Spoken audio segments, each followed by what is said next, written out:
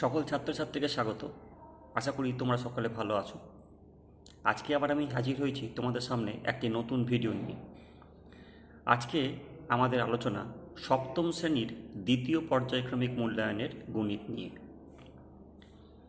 আমরা এই ভিডিওতে পার্ট 1, পার্ট 2, পার্ট 3, পার্ট 4 এইভাবে টোটাল সিলেবাসটা নম্বর বিভাজন সহ আলোচনা করব।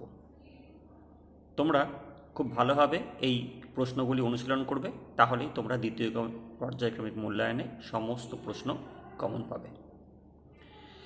মূল আলোচনায় যাওয়ার পূর্বে তোমাদেরকে বলে নিই, যারা প্রথমবার এই চ্যানেলটি ভিজিট করছো তারা অবশ্যই চ্যানেলটিকে সাবস্ক্রাইব করে দিও এবং পাশে থাকা বেল আইকনটি প্রেস করে দিও, যাতে আমার নতুন ভিডিও আপলোড করলে তার নোটিফিকেশন সবার আগে তোমাদের কাছে পৌঁছে যায়।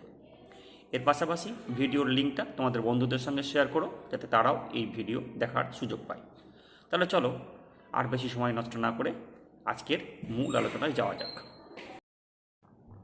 তোমাদের দ্বিতীয় পর্যায়ক্রমিক মূল্যায়ন গণিত পরীক্ষায় অতি সংক্ষিপ্ত প্রশ্ন করতে হবে 6টি। পাটিগণিত থেকে 2টি, বীজগণিত থেকে 2টি এবং জ্যামিতি থেকে 2টি। পাটিগণিত থেকে 4 নম্বরের প্রশ্ন করতে হবে 4টি, টোটাল 16 নম্বর। এগুলো ভগ্নাংশের বর্গমূল, সময়, দূরত্ব, আয়তক্ষেত্র, বর্গক্ষেত্রের ক্ষেত্রফল এইখান থেকে দেওয়া থাকবে। তোমাদের বীজগণিত থেকে মোট 4টি প্রশ্ন করতে হবে 3 নম্বরের। জ্যামিতি থেকে প্রশ্ন করতে হবে 2টি 4 নম্বরের।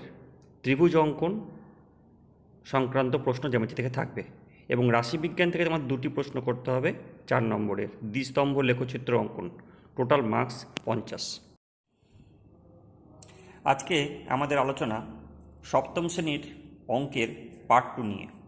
এখানে আমরা মূলত আলোচনা করব পাটিগণিতের প্রশ্ন নিয়ে। তোমরা জানো তোমাদের পাটিগণিতে যে প্রশ্নগুলি করতে হবে, টোটাল 4টি প্রশ্ন করতে হবে এবং প্রতিটি প্রশ্নের মান থাকবে 4 নম্বর। তাহলে দেখে নেওয়া যাক দ্বিতীয় পর্যায়ক্রমিক মূল্যায়নের জন্য সপ্তম শ্রেণীর ছাত্রছাত্রীরা কোন কোন সমস্যাগুলি খুব ভালোভাবে অনুশীলন করবে। প্রথম প্রশ্ন, একটি বাস সকাল 7:30 কলকাতা থেকে রওনা হয়ে কোথাও না থেমে দুপুর 12টায় দীঘা পৌঁছালো।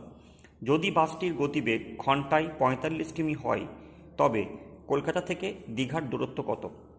পরবর্তী প্রশ্ন, একটি ট্রেন 210 মিটার ও 122 মিটার দুটি সেতু যথাক্রমে 25 সেকেন্ড ও 17 সেকেন্ডে অতিক্রম করে। ট্রেনটির দৈর্ঘ্য ও গতিবেগ নির্ণয় করো। পরবর্তী সমস্যা, দুটি ট্রেন পাশাপাশি দুটি লাইনে ঘন্টায় 42.5 কিমি এবং 36.7 কিমি বেগে এগিয়ে আসছে। যদি ট্রেন দুটির দৈর্ঘ্য 200 মিটার ও 240 মিটার হয়, তবে ট্রেন দুটি মিলিত হওয়ার কত সময় পরে পরস্পরকে অতিক্রম করবে? পরবর্তী প্রশ্ন, 36 মিটার দৈর্ঘ্য এবং 24 মিটার প্রস্থ বিশিষ্ট আয়তাকার মাঠের বাইরের চারিদিকে 2 মিটার চওড়া রাস্তা আছে। রাস্তাসহ জমির ক্ষেত্রফল কত? রাস্তার ক্ষেত্রফল কত? পরবর্তী প্রশ্ন, দুটি ধনাত্মক সংখ্যার গুণফল 14/15 এবং তাদের ভাগফল 35/24 হলে সংখ্যা দুটি কী কী? পরবর্তী প্রশ্ন, একটি আয়তাকার অভিনয় মঞ্চের দৈর্ঘ্য প্রস্থের দ্বিগুণ। গোটা মঞ্চকে ত্রিপল দিয়ে ঢাকতে 6048 টাকা খরচ হয়। প্রতি বর্গমিটার ত্রিপলের দাম 21 টাকা হলে মঞ্চটির দৈর্ঘ্য ও প্রস্থ কত?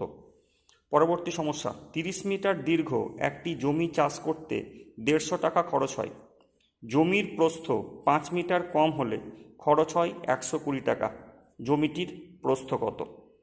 পরবর্তী সমস্যা, একটি ট্রেন 4 সেকেন্ডে একটি টেলিগ্রাফ পোস্ট এবং 20 সেকেন্ডে 264 মিটার লম্বা সেতু অতিক্রম করতে পারে।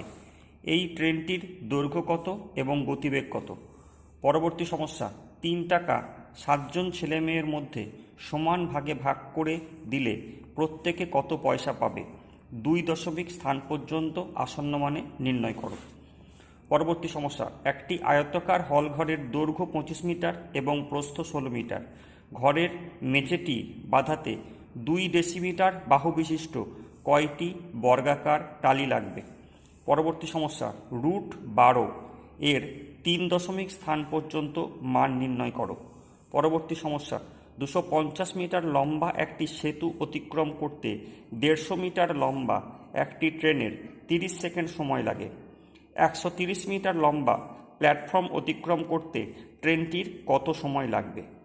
পরবর্তী সমস্যা, একটি ট্রেন 10 সেকেন্ডে 150 মিটার লম্বা প্ল্যাটফর্মে দাঁড়ানো একজন লোককে অতিক্রম করে এবং প্ল্যাটফর্মটি অতিক্রম করে 22 সেকেন্ডে। ট্রেনটির দৈর্ঘ্য ও গতিবেগ নির্ণয় করো। এই প্রশ্নগুলি তোমরা খুব ভালোভাবে প্র্যাকটিস করো। আজকের ভিডিও এখানেই শেষ করছি। খুব শীঘ্রই দেখা হচ্ছে পরবর্তী ভিডিওতে নতুন কিছু সমস্যা নিয়ে। সবাই ভালো থেকো।